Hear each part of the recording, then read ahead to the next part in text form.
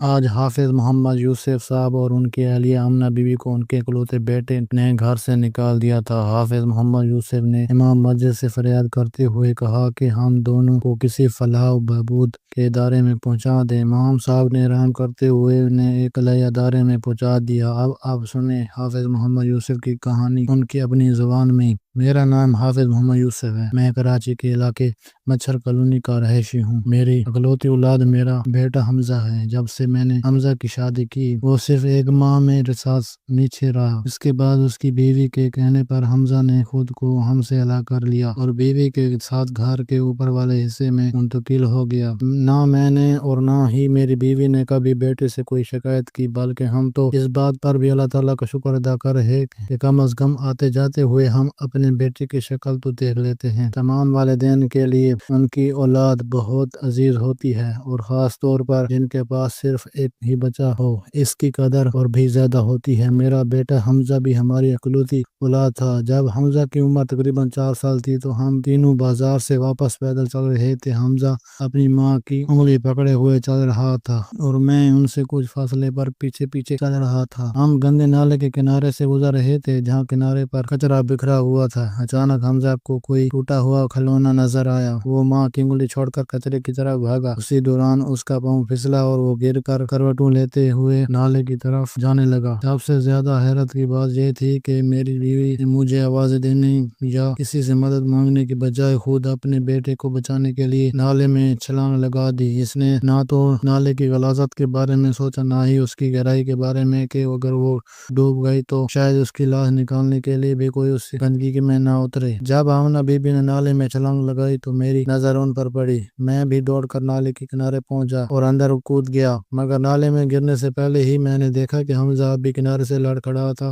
وہ واپس آ رہا ہے اور میری بیوی کنارے کے قریب کھڑی اپنے دونوں ہاتھ پھیلا رہے ہوئے ہے۔ گیسوں کی وجہ سے وہ مشکل سے سانس لے رہی تھی، مگر اس کے باوجود انہوں نے حمزہ کو نالے میں گرنے سے پہلے ہی اپنی آغوش میں سمیٹ لیا۔ مقامی لوگوں کی مدد سے ہم سب نالے سے باہر نکلے اور گھر واپس آ گئے۔ گھر پہنچ کر نہانے دھونے اور غسل کرنے کے بعد بھی جب آمنہ بی بی کو سانس لینے میں دشواری رہی تو میں نے انہیں ڈاکٹر کے پاس لے گیا۔ ڈاکٹر نے کچھ ٹیسٹ کروائے اور بتایا کہ نالے کی زہریلی گیس کی زیادہ مقدار کی وجہ سے ان کے پھیپھڑے شدید متاثر ہو گئے ہیں۔ ڈاکٹر نے کہا میں کچھ دوائیں دے رہا ہوں، عام حالات میں تو وہ نارمل سانس لے سکیں گی، مگر تنگ جگہوں میں زیادہ محنت کرنے پر ان کی سانس پھول جائے گی۔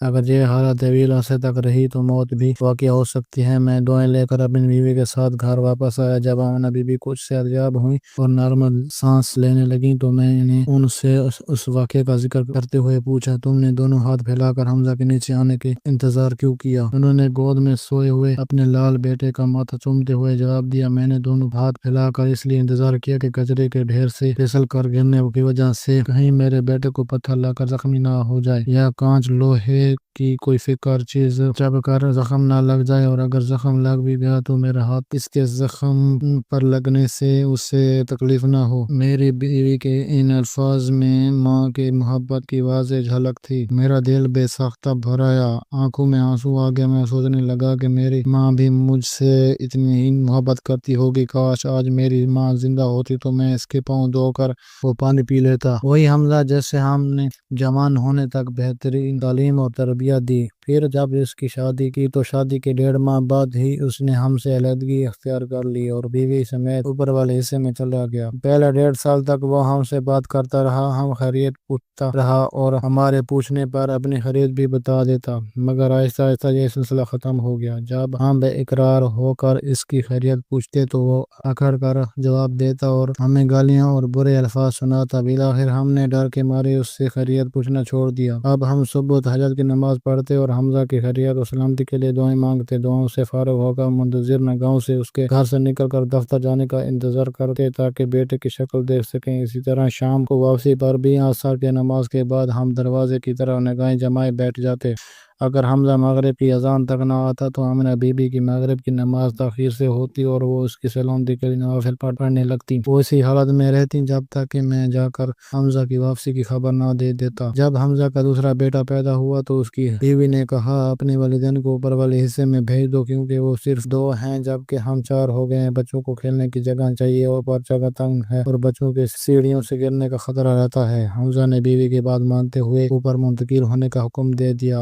ہم دونوں نے لاکھ منت سمجھ کی بیٹے کو سمجھایا کہ ہم بوڑھے ہیں، بار بار سیڑھیاں چڑھنا اترنا ہمارے بس کی بات نہیں، بازار سے سامان لائیں تو اوپر لے جانا مشکل ہوگا، ہمارے بڑھاپے میں اتنی طاقت نہیں رہی۔ آمنہ بی بی نے یہ بھی کہا اب سیڑھیاں چڑھنے سے میری سانس پھول جاتی ہے، مگر حمزہ نہ مانا اور ہماری باتوں کو بہانہ قرار دے دیا، یہاں تک کہ اس نے اپنی ماں اور پر ہاتھ بھی اٹھا دیا۔ ہم چپ چاپ اوپر منتقل ہو گئے۔ اب بھی ہم کھڑکی سے نگاہیں جمائے دروازے پر نظر رکھتے، حمزہ کے آنے جانے کے وقت اس کا دیدار کرنے کا انتظار کرتے، مگر حمزہ نے کبھی ہماری حالت نہ پوچھی۔ وقت گزرتا گیا، اللہ تعالیٰ نے حمزہ کو 4 بچوں سے نوازا، 2 بیٹوں اور 2 بیٹیوں سے۔ حمزہ کی بیوی نے بچوں کو ہمارے بارے میں الٹی سیدھی باتیں سکھا کر اپنے ساتھ ملا لیا اور حمزہ سے کہنے لگی میرے بچے کہتے ہیں کہ اوپر والے حصے میں کھیلنا اور پڑھنا ہوتا ہے، مگر دادا دادی ہمیں کھیلنے اور پڑھنے نہیں دیتے۔ دوسرا وہ دونوں اب بوڑھے ہو چکے ہیں، اپنے حصے کی اچھی طرح صفائی بھی نہیں کرتے، جس سے پورے گھر میں بدبو پھیل جاتی ہے۔ گھر میں کوئی مہمان آتا ہے تو بدبو کے بارے میں پوچھتا ہے اور مجھے شرمندگی ہوتی ہے۔ حمزہ جو ہمیشہ بیوی کی بات مانتا آیا تھا اس بار بھی اسی سے حال پوچھنے لگا۔ بیوی نے کہا انہیں کسی فلاحی ادارے